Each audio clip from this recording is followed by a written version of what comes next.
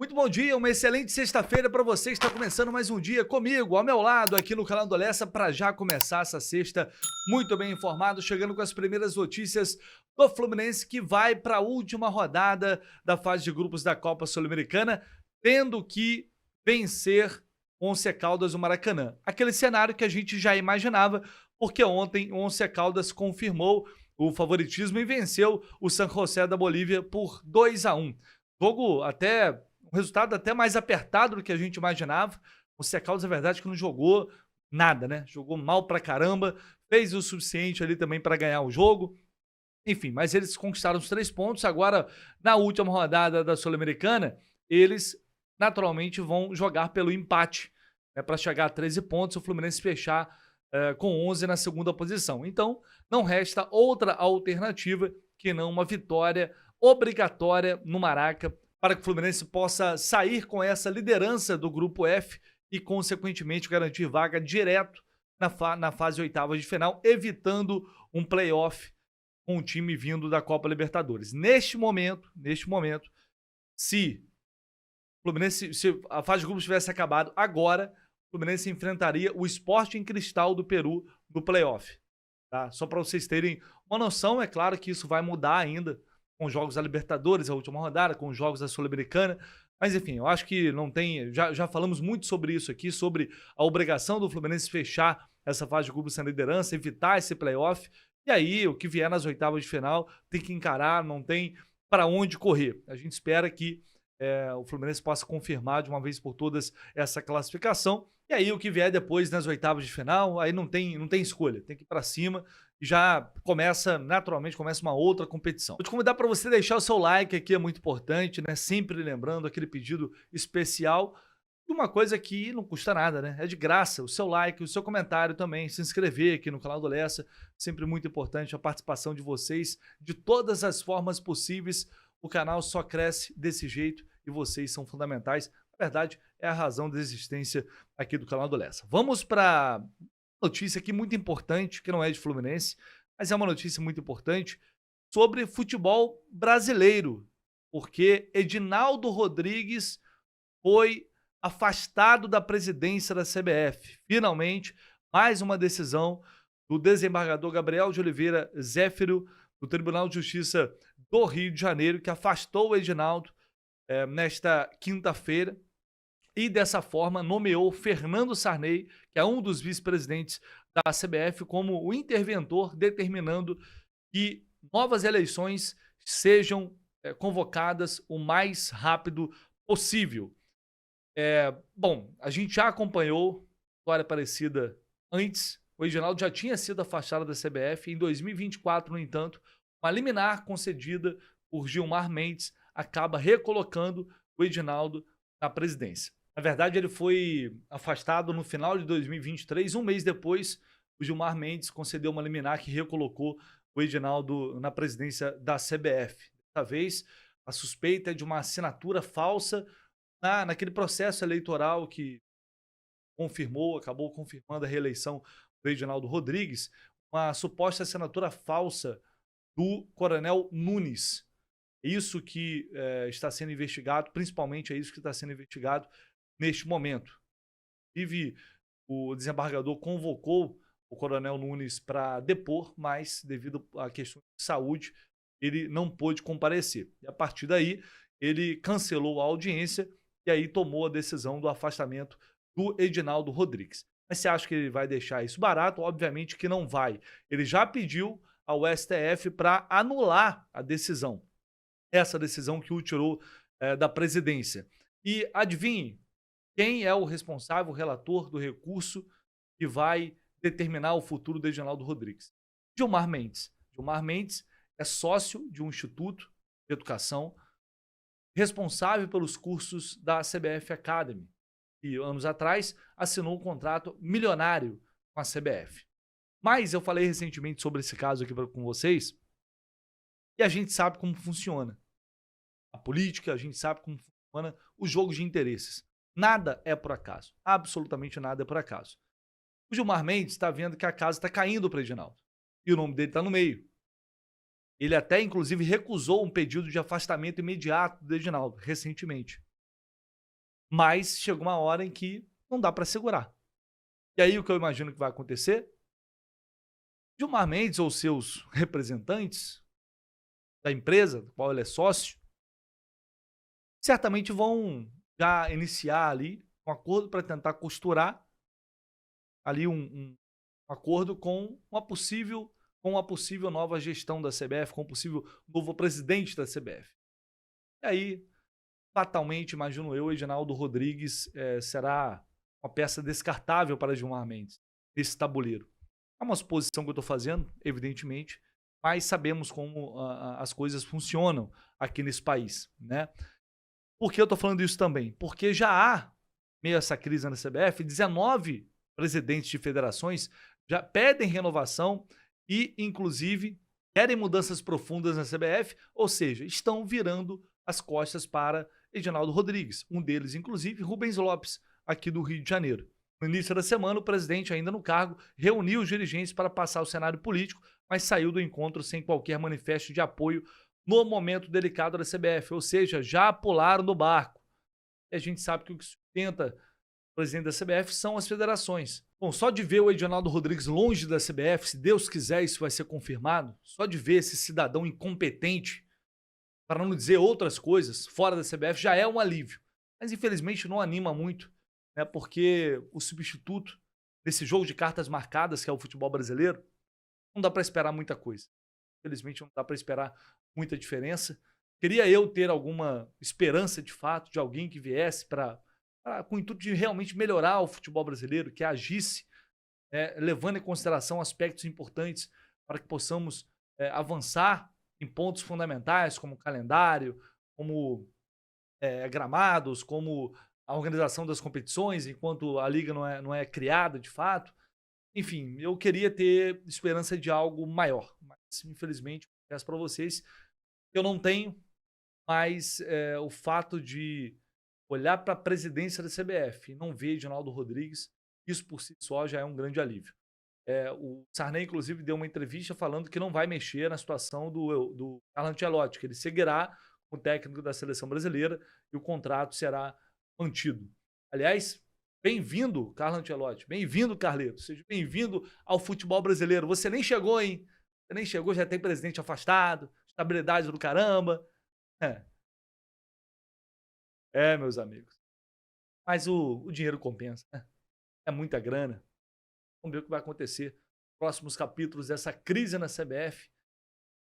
Será que o Gilmar Mendes vai morrer abraçado ali com o Edinaldo? Vai até o fim? Ou finalmente vai largar de mão e teremos um novo presidente na CBF? Teremos. Muito bem, eu vou trazer aqui alguns números, elementos, argumentos, algumas coisas que possam nos ajudar a entender melhor o cenário atual do Fluminense. Porque tem uma parte da torcida que enxerga o copo meio cheio, se agarrando aos resultados. Outra parte da torcida está enxergando o copo meio vazio, porque o nível de atuação do time, o desempenho, não está lá essas coisas. E o meu intuito aqui, na verdade, é tentar contribuir para um debate mais sensato, um pouco mais equilibrado, em que as duas coisas podem coexistir. E uma coisa não pode, não necessariamente ter que anular a outra. O torcedor que valoriza o resultado, ele também pode querer um bom desempenho do time. E o torcedor que quer ver o time jogar melhor, tem que ignorar os resultados e tirar o mérito dos resultados que o Fluminense conquistou até agora. As duas coisas podem e devem caminhar juntas. Porque senão a gente fica num cenário em que, se você faz uma crítica pontual numa partida, porque o time ganhou, você não pode criticar. E aí a discussão é sempre levada para uma discussão, para um lado infantil, bobo, de que só sabe criticar. Se fizer uma crítica pontual. Se elogiar, aí depois vem uma outra galera, passa pano. Tá falando isso porque tá na mão desse daquele. Então, assim, eu confesso para vocês, eu não tenho paciência nenhuma para isso. Eu tô aqui para dar minha opinião. Aqui é o canal do Lessa, eu tô aqui para dar minha opinião. Acho que vocês estão aqui para isso também, nem que seja para concordar, e tudo bem concordar. Agora, querer esvaziar a opinião, o argumento, levando para esse lado, é uma parada tão boba, tão infantil, acho que não acrescenta em nada para um debate, porque quando quem cobra o desempenho do Fluminense de maneira respeitosa, colocando ali argumentos, quem cobra um melhor futebol do time, É porque quer o melhor do Fluminense. Simples assim. O torcedor que cobra um desempenho melhor, que não está satisfeito, ele tem o direito de não estar satisfeito. Assim como tem todo o direito o torcedor que olha pro... Pô, o time tá ganhando e tá bom assim. E é isso que eu quero, eu só quero ganhar. Tá beleza, e tá tudo certo. Mas vamos lá. As críticas em relação ao Renato, a ausência de desempenho em alguns jogos, ela é justa? Tá passando do ponto? O torcedor tá vaiando demais no estádio? Tá deixando de curtir o time? Por que isso está acontecendo dessa forma? Eu acho que isso tem que ser discutido. Realmente o Fluminense não está jogando bem? Conquistou os resultados até agora por acaso ou mereceu conquistar esses resultados? Então vou trazer aqui alguns números e fazer uma rápida recapitulação que a gente tem do trabalho do Renato até agora. E aí, como ele está falando muito dos resultados, e acho justo que eu faça isso, eu vou olhar apenas aqui para os números, para a frieza dos números, que nem sempre traduzem a realidade. Se a gente pegar a estreia do Renato contra o Bragantino, por exemplo, o Fluminense finalizou 15 vezes, o Bragantino 17. 45% de posse de bola para o Fluminense. Naquele jogo, o time fez um bom primeiro tempo, caiu muito no segundo, fez um gol no final, acabou ganhando. Dá para dizer que foi injusta aquela vitória? Não. Mas o Fluminense teve dificuldade? Sim, até porque era a estreia do Renato. Era apenas o primeiro jogo dele. Depois a gente vai para Fluminense San José, que é uma goleada, enfim, em reserva, tem muito parâmetro aí. E aí a gente vai para o Fluminense Santos. É um desafio maior aí para o Renato.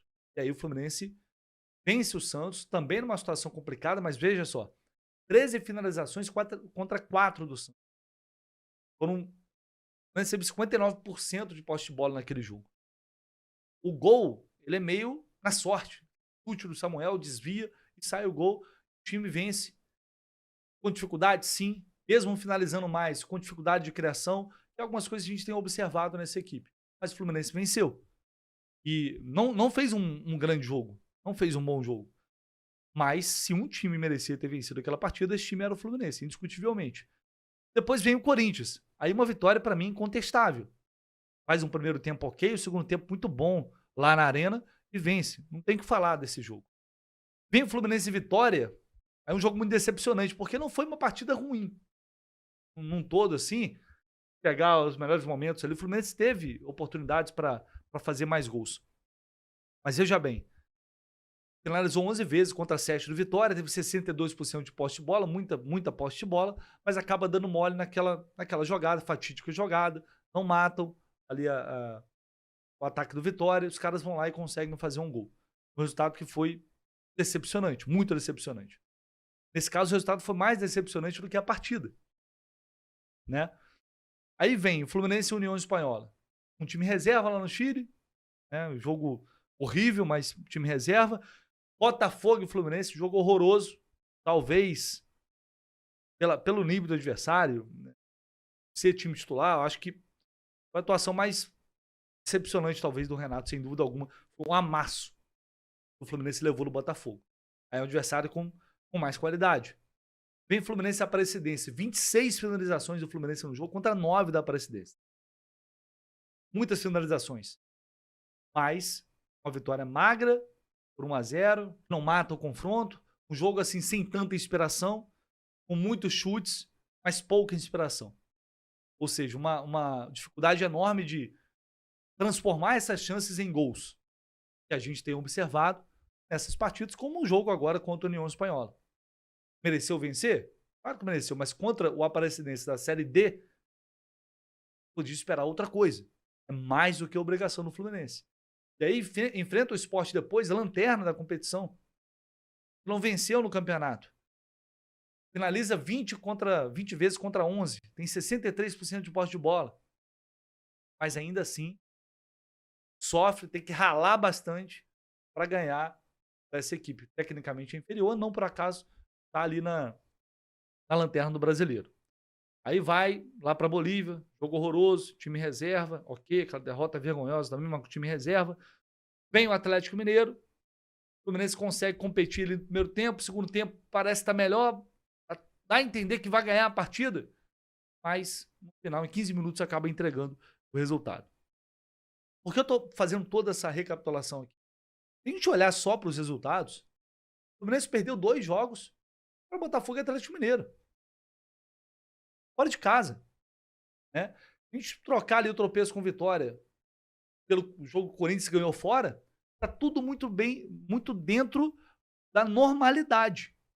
Que a gente, olhando para a tabela, né, não teria nada muito fora do comum, pelo contrário. Mas, ou menos dentro daquilo que a gente esperava mesmo para esse momento da competição.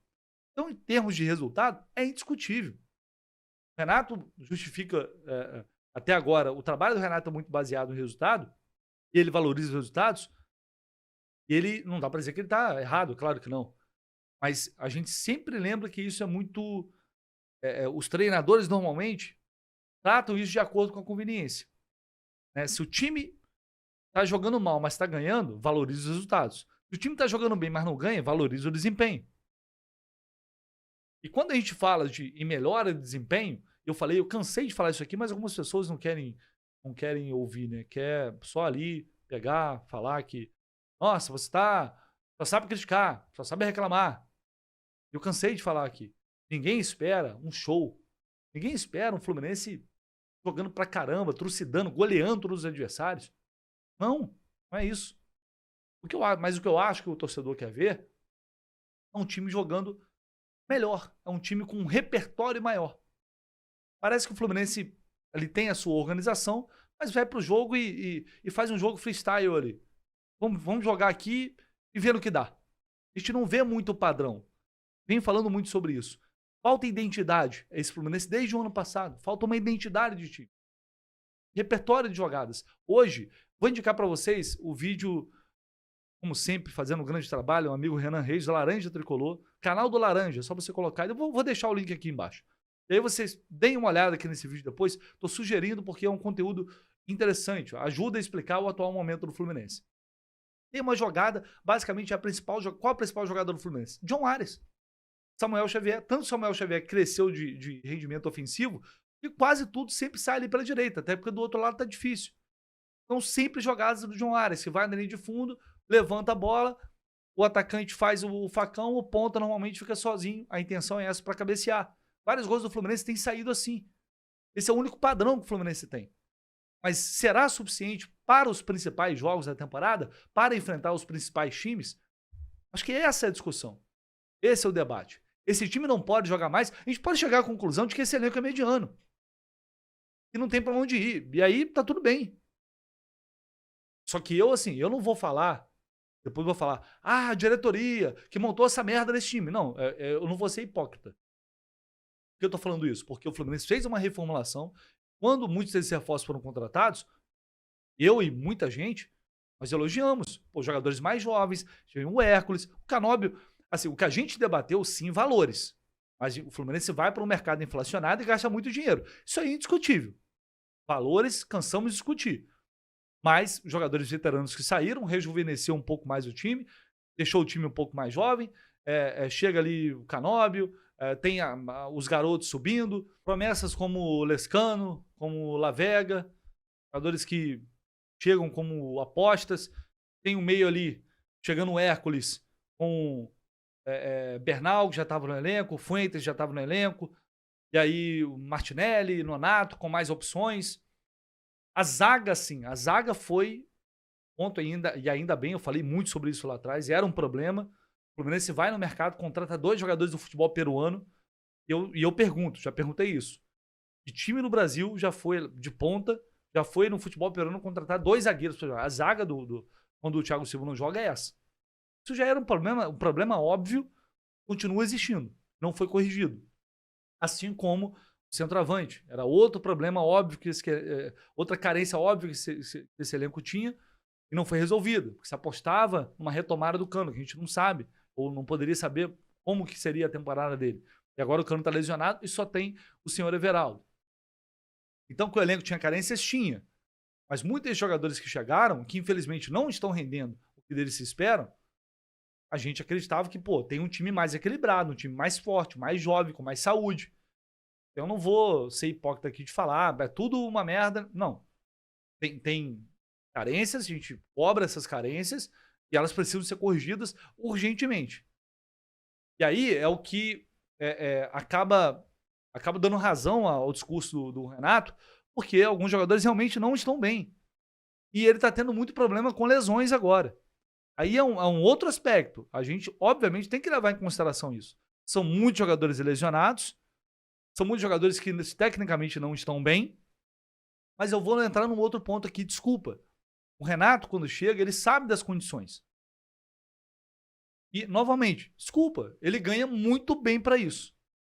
Ele ganha um salário de mais de R$ 1,5 milhão para fazer, coletivamente, esse time jogar futebol. Para dar a essa equipe um repertório maior de jogadas. Para dar mais equilíbrio. Para fazer desse Fluminense mais forte. Ah, mas os outros não estão jogando bem. Tudo bem, problema dos outros. É claro que é necessário também olhar para o lado e sim ver que alguns times não estão, de fato, são poucos times que estão jogando bem hoje no futebol brasileiro. Mas eu estou pensando no Fluminense e estou pensando um pouquinho mais à frente. Então, eu acho que é necessário, de novo, as duas coisas podem existir. A gente pode cobrar um pouquinho mais de desempenho, porque uma hora vai enfrentar times mais qualificados, o resultado não vai acontecer. Vai dar ruim, amigo. Tem jeito. Porque quando você joga muito no limite, vai se deparar com situações que você não vai conseguir resolver o jogo, não vai conseguir fazer um golzinho, e aí tem que tirar um algo a mais, e esse algo a mais não tem. E aí entra numa sequência negativa, e a gente vai olhar para o trabalho e vai ver, pô, não tem nada. É porque, infelizmente, muita gente espera perder, e aí perde, ninguém presta, ninguém serve. O Renato é o pior técnico do mundo, é uma porcaria, não entende nada de futebol, nesse elenco aí ninguém presta. Mas ganhou 2 jogos, opa, olha só. Quem sabe é o treinador, ele é muito bom. O elenco é bom, sim, não, esse time é o que dá para fazer, é isso mesmo. O técnico é muito bom. Então, assim, não é necessário viver nesses extremos. Eu estou falando a minha opinião, evidentemente. Estou tentando aqui ponderar dos dois lados.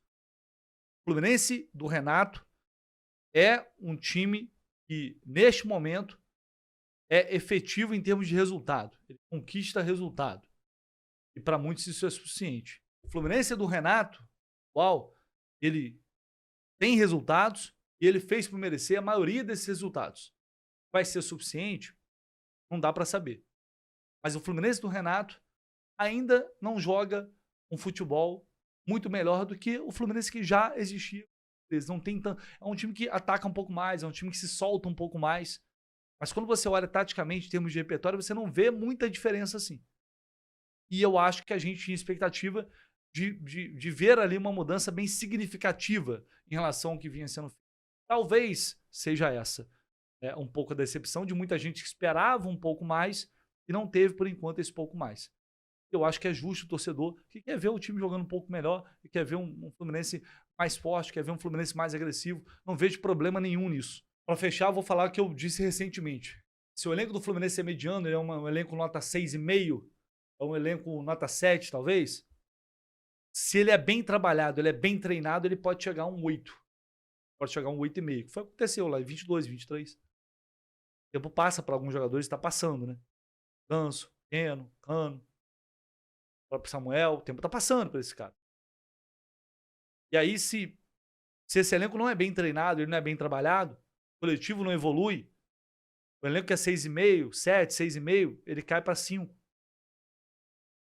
Ele cai para 5,5, ele cai para 4,5. Então é isso, eu não vejo um exagero. A questão das vaias, isso é outro assunto que a gente pode discutir depois, mas não vejo um exagero de cobrança. O Fluminense tem um time caro, o Fluminense tem um time, dá toda a estrutura desses jogadores, tem um treinador que ganha um salário altíssimo e eles precisam e devem ser cobrados para isso. Assim é o futebol.